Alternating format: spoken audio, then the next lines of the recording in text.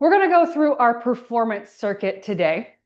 We're going to go through 6 different exercises that focus on neuromuscular efficiency, running specific strength, and injury prevention. So the first exercise we're going to do is going to be a Bulgarian split squat. There's a couple of different ways to do this, and I would always recommend starting out with the most basic one, and then you can always move up to, the step 1 as you get a little bit stronger. But you're going to grab 2 medium weight dumbbells. All we're going to do is we're going to bring 1 foot back. Keep our body nice and aligned over the center of our body here, center of mass. We're going to bring that knee down and then come back up. Your feet are going to stay planted on this right side, and then you will switch it to the left side when you're done with the certain amount of reps, making sure your chest stays nice and proud and you're not leaning too far forward. That is the Bulgarian split squat.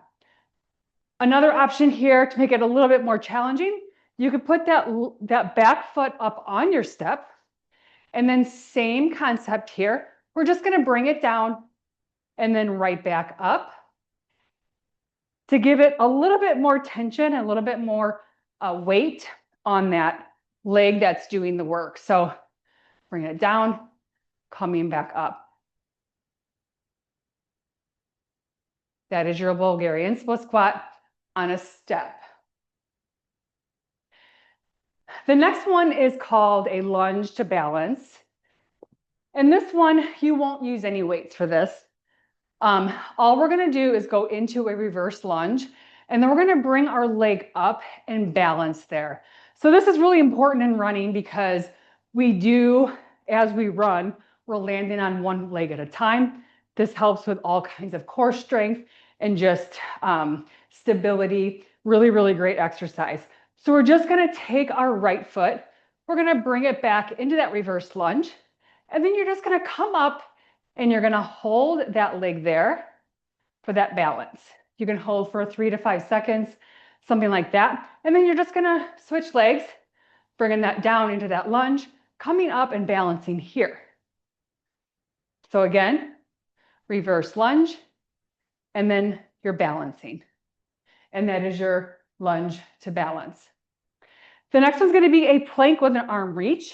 So you're going to go into a high plank position, arms directly below your shoulders, and you're just going to bring one arm out at a time, making sure you engage your core, squeeze your glutes, and try not to move or rotate your hips during this exercise. So if I had something on my back and I didn't want to make it fall off, I'm trying to keep everything nice and stable here for that plank. Another one is a calf eccentric lower. And all we're going to do for that one, you're going to hang on to a chair or to a wall, something to give yourself a little bit of stability. You're going to come to the end of your step or your box or whatever you're using for height, a stair.